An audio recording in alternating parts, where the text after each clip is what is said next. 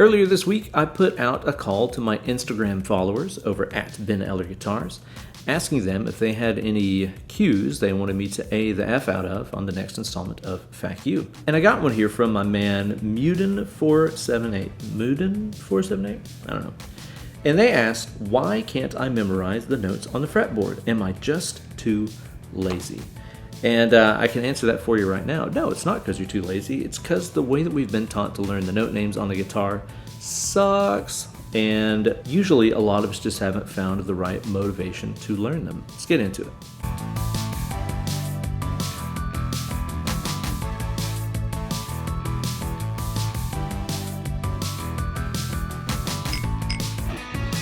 Well, hey there, kids. It's your good buddy, Uncle Ben. So, Muden, the good news I can tell you here is that this isn't just your problem. Memorizing the notes on the guitar is something that all of us struggle with at some point, and a lot of us never even get past. A whole lot of our favorite guitar players, guys we listen to on records all the time, still struggle with knowing every note on the board as they go. And a lot of us still use the same old, kind of flawed methods of figuring out what note we're on. I don't know what note this is, but I know it's the same note as this one, so I gotta ask this other string what note I'm on, and by then the song has already passed you by. There's much better ways to learn the notes on the guitar, but most of us just resort to buying that note names poster and hanging it on the wall and hoping that we memorize it by osmosis. But I can tell you from my work with thousands of students over the years, that is not the way. The way that we've typically been taught to learn the notes with kind of the chromatic method sucks. Learning like on this string that 1 is F and 2 is F sharp and 3 is G, but on this string 1 is E flat and 2 is E and 3 is F.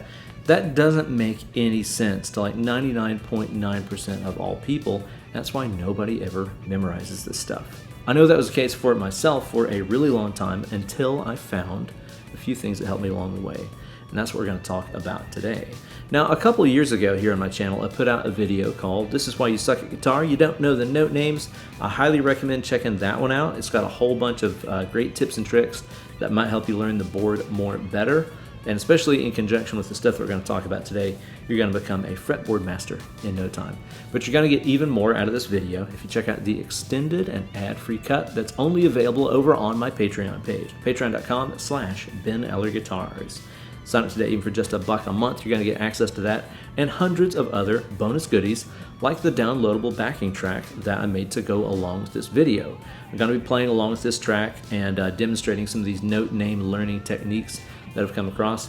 And you can get that for just $1 a month, or you can buy that post a la carte if you got commitment issues. So don't delay, sign up today. November is also improv month over on my Patreon page. I'm on a quest to become a better improviser, and I'm doing that by uploading a different jam every single day, warts and all, no safety net, no hiding, in the quest to become a more better improviser. So join the fun, check that out. It's been a really fun project so far. Over at patreon.com/Ben Eller Guitars. I'll be playing my Fender American Ultra Strat today into the Suhr Woodshed pedal, Suhr KoKo Boost, and the Synergy Marshall JMP module. Yeah, here's the thing that I've noticed in myself and other players. Whenever we have a deficiency in something, whether it be a theory idea or a technique or whatever, it's amazing how quickly it shows up once we need it, once we have to have it. And it's not an abstract, I know I should concept, but rather a, oh shit, I have to learn this right now idea. For example, I always thought the idea of playing country guitar stuff would be really fun and nutty, and I thought it was something that I should have learned, and I never did. But whenever I started getting random, fill-in country gigs or cover band or karaoke gigs where I had to have that stuff, well, guess what showed up?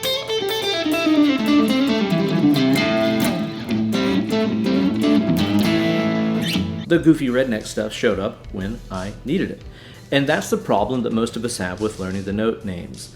We think we should do it. We know it's something that responsible adult musicians know, and we should too. But if you're not in a situation where you have to have that knowledge, you probably won't learn it. For myself, whenever the note names finally cemented and I learned them, I didn't memorize them, because memorizing and learning are two different things. Memorization requires maintenance. Learning means you've got it here in the internal hard drive.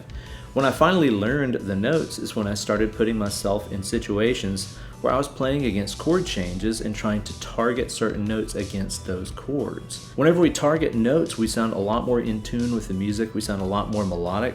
I was at a phase with my playing where I found I was playing scales and I was staying in key, but it wasn't really sounding melodic. That's when I knew I had to target notes. Whenever a C chord came up, I needed to play a C note. Whenever E minor chord came up, I needed to play an E note or whatever. I needed the skill, I put myself in situations where I had to do it, and that's when it showed up. And on today's video, Mutant 478, I'm putting you in exactly that situation. We're going to be doing some guided improvisation against that track that I made and targeting certain notes. And just by having to find them, it's going to help us learn those things, and it's going to stick in our heads a whole lot more better than staring at that fretboard chart. As I jam along with this track, I'm going to be listening to myself mo better using my 64 audio in-ear monitors. I got these earlier this year and they have been an absolute game changer. Holy moly, do these things ever sound good. I put off doing the custom, molds and all that jazz for a long time, but I'm so glad that I did.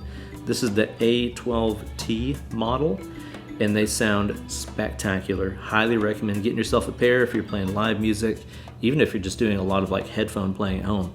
These things blow away any headphones I've ever played through. Check out 64 Audio. Let's say that I wanted to learn those big, juicy, natural notes, which we all do.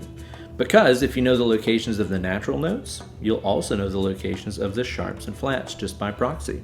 If you know that this is a D note, you know that this is D flat. If you know that this is an A note, you know that this is an A sharp.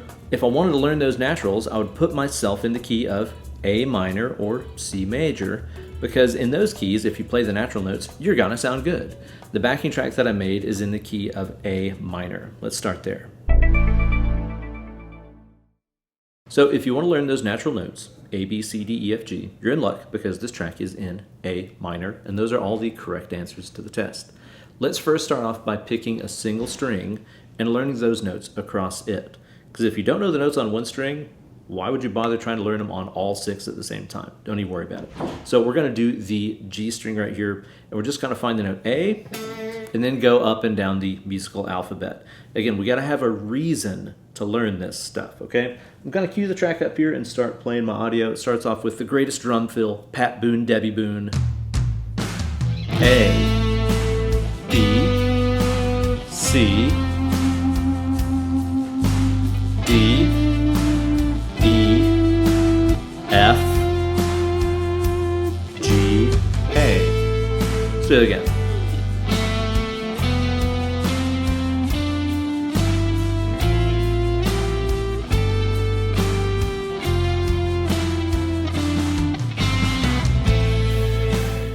So you can hear all those notes sound correct. Some of them sound better than others. We'll talk about why in just a second. But again, we've given ourselves a reason to learn the musical alphabet, A, B, C, D, E, F, G, A.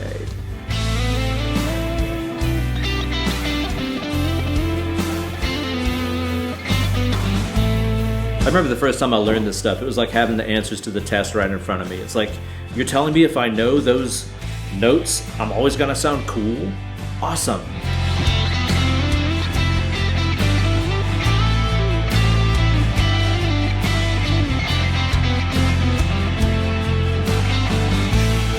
Now you can find those natural notes across any other string too. Like our B string here. Starts off at B.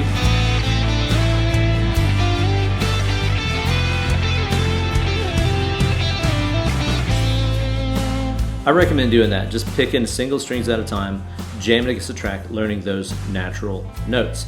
As you go through this, I don't recommend learning 2 is A and 4 is B and 5 is C. I don't recommend that. I recommend learning the order of the notes as they occur in nature. If this is A, by God, B is going to be this far away, and C is going to be right next door to it. You'll notice that on any of your strings. If this is A, B will be here, C will be right next door, and so on. ABC is ABC. So, you've given yourself a reason to learn those natural notes. That's when that skill will show up. Now let's get a little bit more detailed. Now, as I mentioned, some of these notes sound better than others, right? For example, if I play this F note, it might sound kind of weird sometimes. That's in key, but it doesn't really sound that great, right? That's because it's not a chord tone all the time. Here's what I mean. This is in the key of A minor, and that chord progression goes A minor, G, F, right? That A minor is very much the main character. Now, whenever we roll through that progression, we can give ourselves what I call a chord curfew, meaning when it's A minor o'clock, I need to show up on A. That's not only a note that's in the scale and in the key, it's a note that's in the chord. Chords love hearing about themselves. They're very self-centered that way. They love hearing notes that are already in them. So check it out. Whenever that A minor chord rolls around, I'll hit A, and it sounds great. It loves that, right? Any A, it doesn't matter which one it is. Sounds really solid. So we give ourselves a chord curfew. Whenever that progression rolls around to A minor, let's show up at A. I'm just gonna wander up and down that G string right here again and show up at A every time it's A o'clock.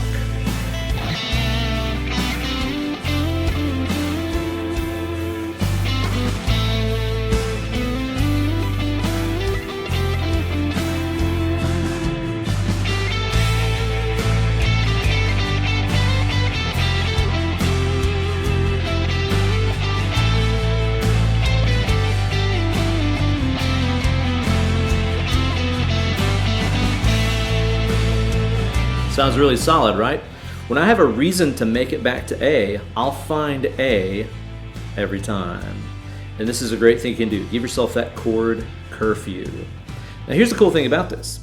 Whenever you're doing this at first, you might find yourself like scrambling to get back home at the last minute. It might sound like this.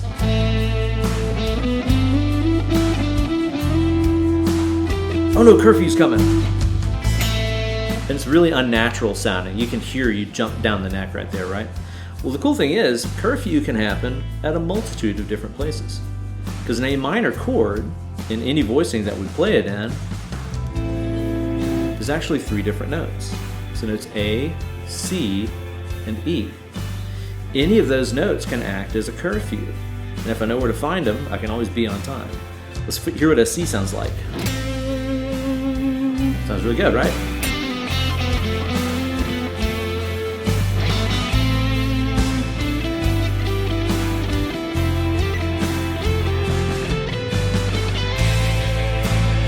Really soaring, really melodic. The E note is also a curfew note because it's in that chord. So here it happens when I land on E. 2, 3.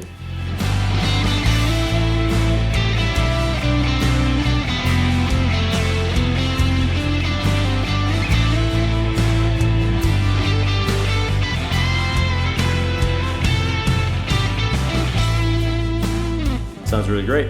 So the cool thing is as you wander up and down that scale, you'll find curfew notes, A, C, and E, all over the place. And if you have a reason to show up on time, you'll find them. And if you find them, you learn them. So as you go through this, give yourself that chord curfew. This also helps you learn to intuitively hear where you are in progression and know what chord is coming up. Helps you listen to the band and listen to yourself at the same time, which is, of course, an essential skill for any musician. Now you could take this a step further, put it on any string that way. E,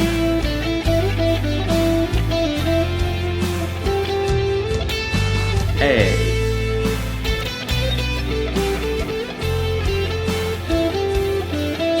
C, and so on. Do that across all your various single strings. Don't get lost in scale patterns until you can do that on every string. And then put it in scale patterns. Because check it out, if you know your standard A minor genantonic scale,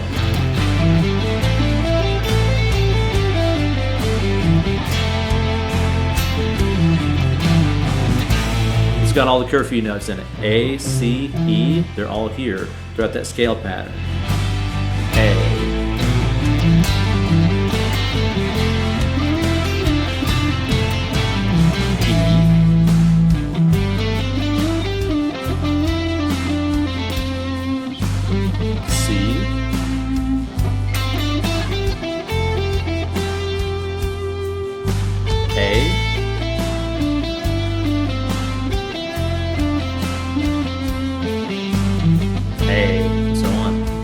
Put yourself in a scale pattern. It's even okay if you just have that chart like right in front of you and you're really using that like an answer key. You know, wherever you are in that pattern, land on one of those curfew notes whenever A is showing up every time. It's amazing what this does to you. And think about it this way. Our objective initially was to learn the natural notes, right? A, B, C, D, E, F, G, A. Well, if you do this with just this A minor chord on this backing track, you're going to learn every A, C, E on the board. That's almost half the natural notes. A, B, C, D, F, G. You've learned you've learned 3, you got 4 left. That's not really all that much work to do to find all the other ones. This is an amazing skill, and it's also just fun and interactive, and most importantly, gives you a reason to do it. That's the most important thing I can tell you guys. If you want to learn a new skill, put yourself in a situation where you have to have it. Turn your, what is it? How does the saying go? It's like turn your shoulds into musts.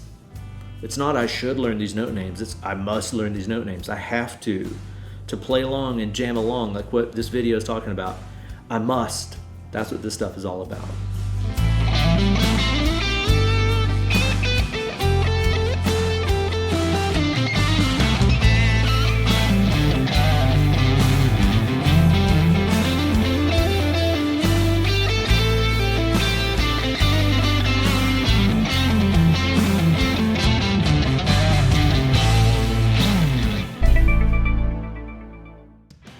So there you go, guys. A great way to start learning those note names more better. It's all about turning your shoulds into musts. Put yourself in a situation where you must know those note names, and guess what? It's going to start appearing. Thank you guys so much for watching this video. Be sure to give it a like, subscribe to the channel, ring the bell for notifications every time I upload a new slice of fried gold. And if you want to get even more out of this video, check out the extended and ad-free cut that's available only over on the Patreon page. It's also where you're going to get the downloadable backing tracks that I made that you've been hearing throughout this video. And you can also buy that post a la carte. If you just want to buy that one post so you can get that backing track and stuff, be my guest. I'll see you guys over there at patreon.com/Ben Eller Guitars. As you go through the week, keep a good thought and let's take care of each other out there. The world is a crazy place right now, and as we enter the holiday season, there's a whole lot of people out there that are in need, and I'm talking about for basic things like food. If you've got a local food pantry, food bank kind of scenario in your town, let's stock them up. Get them those canned goods, get them everything that they need. You can give them a call and see what it is that they need. A lot of places will even do like a thing where you can just donate to them and they'll go out and do the shopping for you. That's a great alternative. I figure if you can help, you should help. Let's make sure that nobody goes hungry this holiday season. There's no reason that they should when they got great people like us that can help them out. So do a good thing, make the world a better place. Now grab that backing track and that rock guitar and start mashing some rope and learning more better. Let's click it. More picking.